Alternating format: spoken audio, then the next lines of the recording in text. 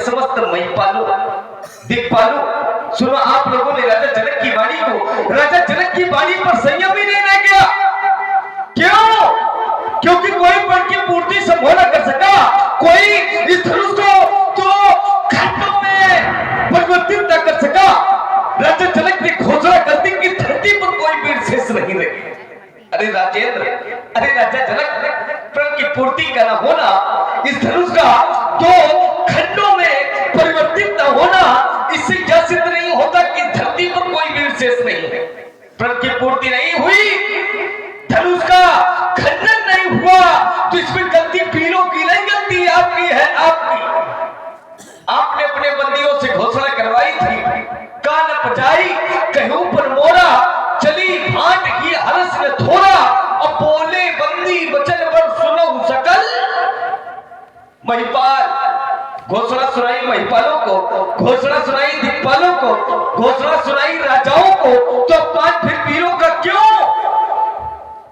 यह तो वैसा ही हो गया जैसे किसी विद्यार्थी को परीक्षा केंद्र पर बैठने का अधिकार ना दिया जाए और अनुत्तीर्ण का प्रमाण पत्र पकड़ा दिया जाए, कहते हुए धरती पर कोई वीर नहीं है। अरे राजेंद्र, अरे राजा जनक, ये तो रत्न गरबा है, ये तो वीर भव्य वसुंधरा है, वीरों को जन्म देने वाली यह धरती है।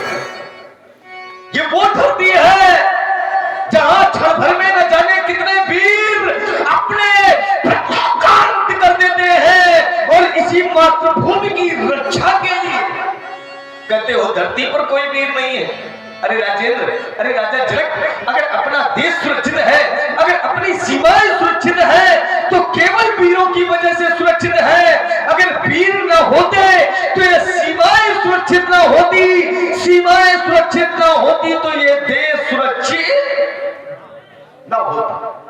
ये जो मिथिला राज्य है, जो स्वतंत्रता से राजा जनक राज्य चला रहा है और कह रहा है धरती पर कोई वीर नहीं है, जिस दिन इस धरती पर कोई वीर नहीं होगा तो ये राज्य स्वतंत्रता का नहीं बल्कि परतंत्रता का बन जाएगा। तब अगर राजा जनक ये कहेगा धरती पर कोई वीर नहीं है, तब तो मुझसे शोभायमान होगा।